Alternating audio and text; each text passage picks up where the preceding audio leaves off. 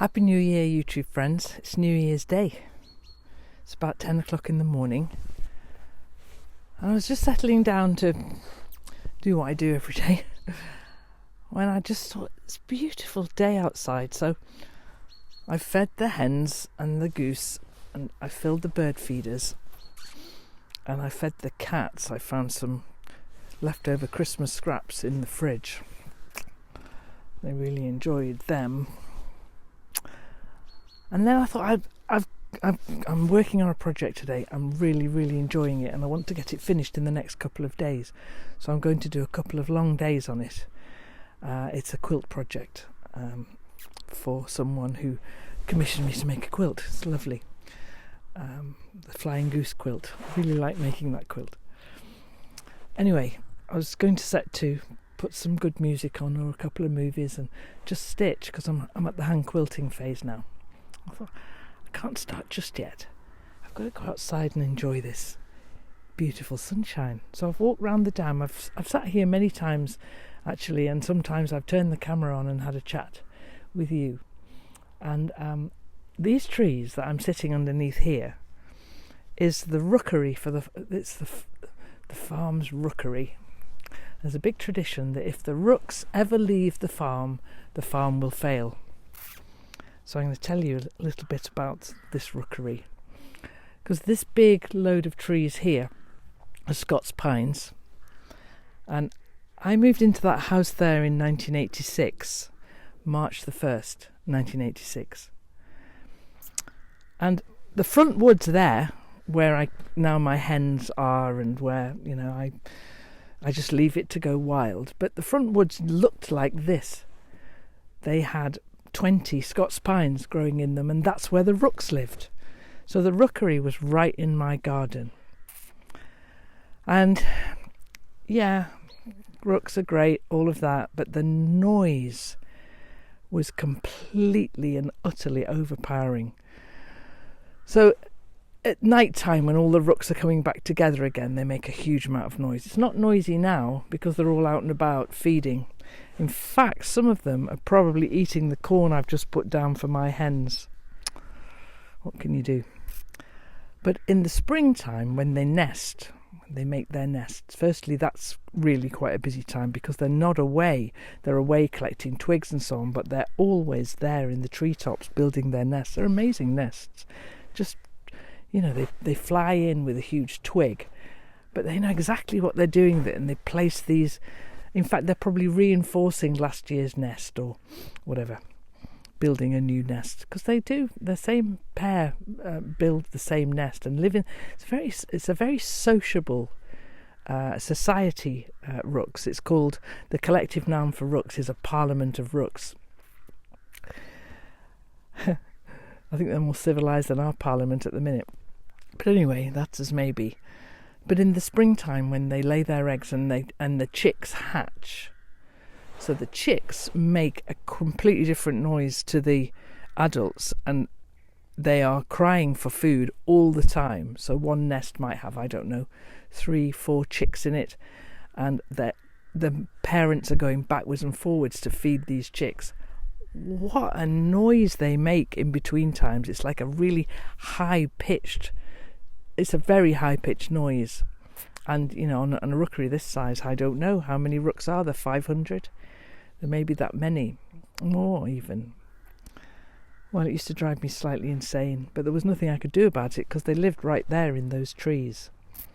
Now, the lake then, the dam, it's an artificial dam. I've just walked along the top wall, which is the thing that, keeps the water back. And the dam then, because it's an artificially created body of water, is actually above the level of my house,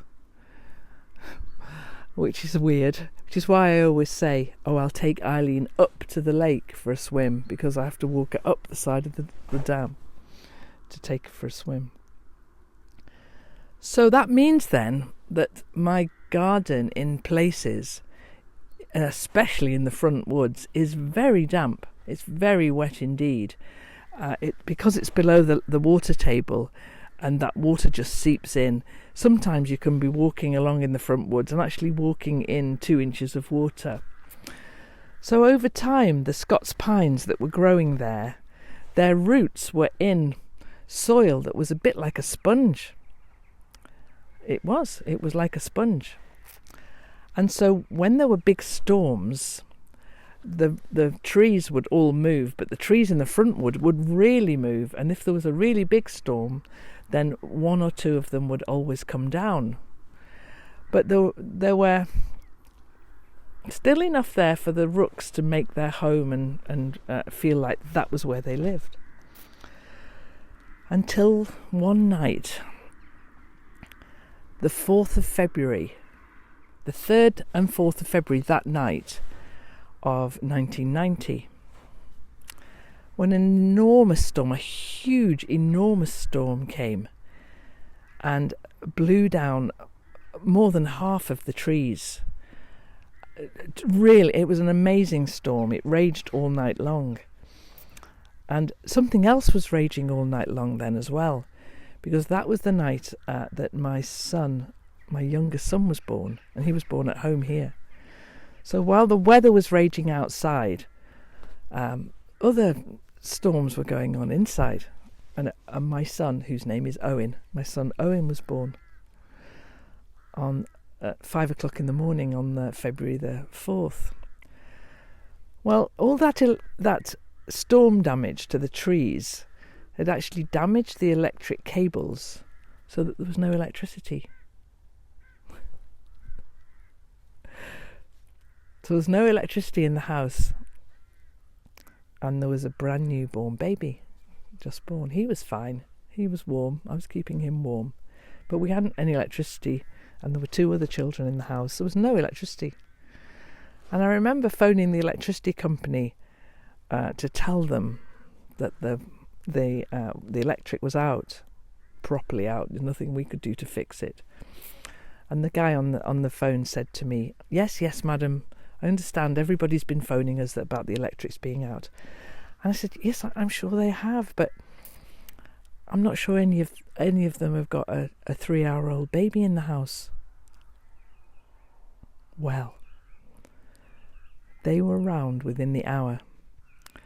They brought big trucks and moving equipment and a whole team of people, which for the 2 children who were at the time 2 and 4 were very, very entertained by all of this. They sat on the windowsill watching all these diggers and all this activity in the front woods from the bedroom window, while I just got on with keeping Owen warm. It was really nice. But what that meant was electricity came back on, everything was fine, there was nothing the matter, the baby was okay. But what that meant was that the rooks didn't have anywhere to live.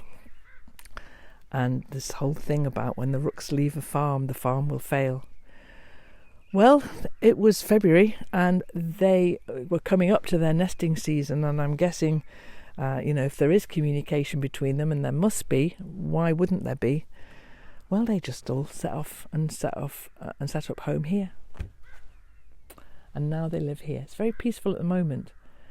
But that noise that I remember of those early years of the rooks living in my front woods, it's now all here, which is a little bit further away from the house. It doesn't bother me at all now. It doesn't bother me at all. So what happened then was that the few remaining trees that were left, they were felled. And so all those mature or probably over-mature Scots pines were taken away.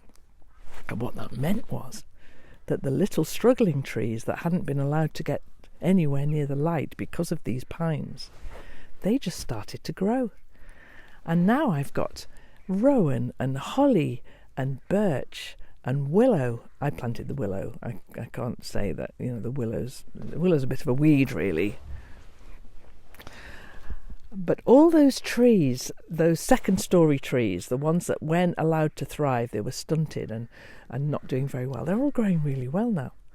And so what that means is that their roots now, which are taking hold in all of that sumpy soil, are actually stabilising it a little bit. it's never going to be good ground. You're never going to be able to build on it or do anything, farm on it or anything. It's just a sumpy piece of ground while this situation continues with the lake being higher than the ground. But the trees now are beautiful, and I've planted, 50 alder trees. Alder like the wet. They can cope with the wet, like willow can cope with the wet. Planted a huge amount of willow, probably far too much actually. Then I planted 50 alder trees, and then about maybe 5 years ago, I planted another 50 native species. They're all in tree guards, and some of them haven't made it because it's so wet down there, but some of them are doing okay. And so maybe another video I'll do one time is we'll go into the front woods and we'll go and check on the growth of some of those trees that I planted. The alder are doing okay. Quite a lot of those are doing really well. And the rooks now live here. It's a good story. It was a good night that Owen was born. So I don't know where all that came from. I think it was just because I walked round the damn lake, and sat on this bench that's been very thoughtfully put here, which is halfway round. I'm going to walk all the way round the dam. And I said yesterday about not making New Year's resolutions. I'm going to try and walk a bit more. And on days like this, it's crazy not to. It's so beautiful. It's so beautiful. So I've got a thermal cup here full of hot water with lemon in. It's nice. Oh, it's delicious actually. And then I'm going to carry on my walk around the dam. I've fed everybody outside. I might just leave the gates open and see if Eileen wants to take herself for a swim. She never has yet. She always needs me behind her. And then I'm going to set to with this lovely repetitive task I've got of stitching.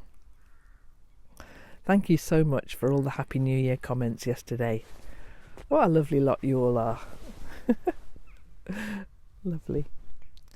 Okay guys, so that was just me coming for a walk in the beautiful, glorious New Year's Day sunshine 2019. Amazing. Hope you're having a good day, whatever you're doing. And I'll catch up with you next time. Take care.